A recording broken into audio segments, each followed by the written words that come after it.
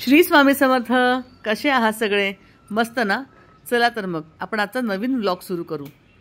माहिती देतो तो शिक्षक, माहिती देतो तो शिक्षक आणि माहिती मागचं ज्ञान देतात ते म्हणजे आपले गुरु. गुरु सगळ्यांनी करायलाच हवं असं मला वाटतं. चला तर मग हा आपला कालचा व्हिडिओ आहे. मी काल गुरुवारचा आपला व्हिडिओ आहे. मी कालचं सगळं शूट केलेलं आहे.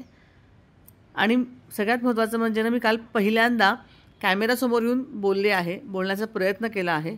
खरं तर मला बोलताना कळत नव्हतं कुठं बघायला पाहिजे, कसं कॅमेऱ्याला फेस करायचं. आणि मे बी हा सगळ्यांना प्रॉब्लेम येतच असेल. ठीक आहे, हळूहळू होईल सुधारणा माझ्यात. बघा मग. स्वामी समर्थ सगळ्यांना. कसे आहात सगळे? मस्त ना?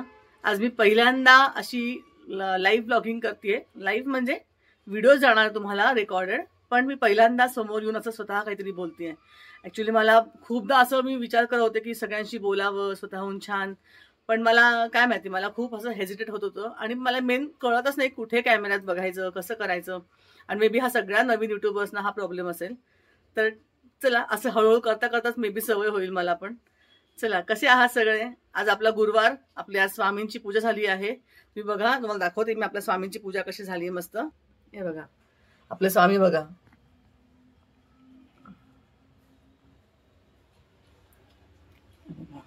छान धूप मस्त चालू आहे.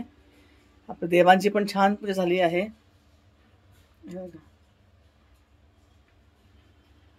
आत्ताच माझी आरती झाली.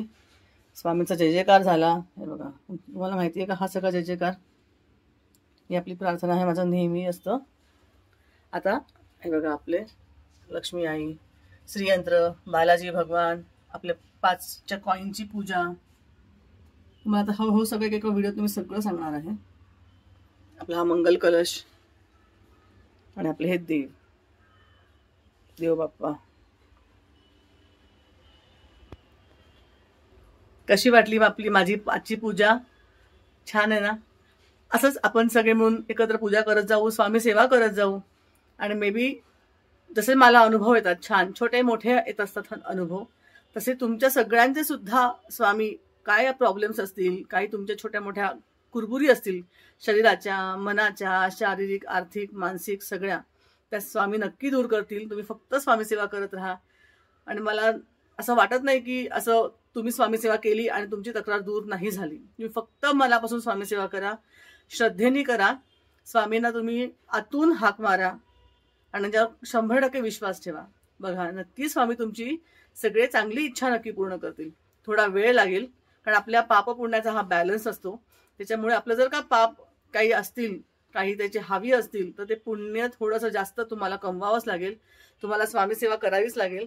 आणि हे सगळं असं झालं, ते पाप पुण्याचा बॅलन्स झाला व्यवस्थित, की नक्की स्वामी तुमच्या हळूहळू सगळ्या चांगल्या इच्छा पूर्ण करतील. चला तर मग आज छोटासा असा व्हिडिओ बनवला आहे. आज माझ्या स्वामींचा 11 गुरुवारचा दुसरा गुरुवार आहे, म्हणून तुम्हाला मी दाखवली. मी स्वामींची कशी छोटीशी पूजा मांडते. मी माझ्या देवघरातच स्वामींची पूजा मांडते. मी वेगळा चौरंग वगैरे मांडत नाही. माझं असं मंदिर आहे, बघा तुम्हाला मी माझं असं हे मंदिर आहे आणि भरपूर जागा आहे माझ्या मंदिरात. त्याच्यामुळे मी स्वामींची पूजा आहे ती इथेच स्वामींच्या जागेवर, हे स्वामींचं स्थान आहे आणि या स्वामींच्या स्थानावरच मी स्वामींची पूजा मांडते गुरुवारची. तुम्हाला हवं असेल तर पुढच्या वेळेला मी आणखीन छान व्हिडिओ बनवेल, पूजा कशी मांडायची गुरुवारची, काय काय सेवा करायची. आता बघा, माझी पूजा वगैरे सगळं आटपलं आहे. आता मी माझं पारायण करणार आहे. 1 ते 21 अध्याय वाचणार आहे. एक पाठ माझा पूर्ण होईल आणि नंतर तारक मंत्र 11 वेळा आणि 11 माळी जप.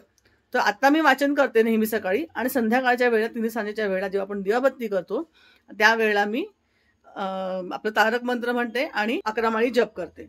आणि आत्ता तर यावेळेला मी असं ठरवलंय की उपास नाही करायचा आहे. मी उपास न करतात ही 11 गुरुवारच्या आधीचे सगळे जेवढे मी गुरुवार केले ते सगळे उपास करूनच केले आहेत. पण काही कारणामुळे मी आत्ता उपास नाही करत आहे. आणि मला तेच सांगायचं तुम्हाला या आजच्या व्हिडिओमधनं, की ज्यांना शक्य नाही आहे कुठल्याही कारणामुळे, शारीरिक कुठलंही कारण असेल तुमचं, त्या कारणामुळे जर का तुम्हाला उपास शक्य नाही आहे तरी चालतं. ते उपास करू शकत नाही म्हणून तुम्ही स्वामींची सेवा करायची नाही असं करू नका.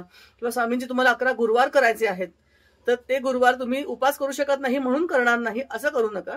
तुम्ही नक्की ते गुरुवार करा. तुम्हाला जेव्हा पुढच्या वेळेला शक्य होईल तेव्हा तुम्ही पुन्हा उपास करून गुरुवार करू शकतात. पण आत्ताची संधी सोडू नका. काय तुमच्या तक्रारी असतील आणि एक नक्की आठवणीनं सांगेल आणि आवर्जून सांगेल की तुम्हाला जर का काही तक्रारींमुळे काही अडचणींमुळे तुम्ही स्वामींचे 11 गुरुवार करणार असाल तर नक्की संकल्प करावा लागेल.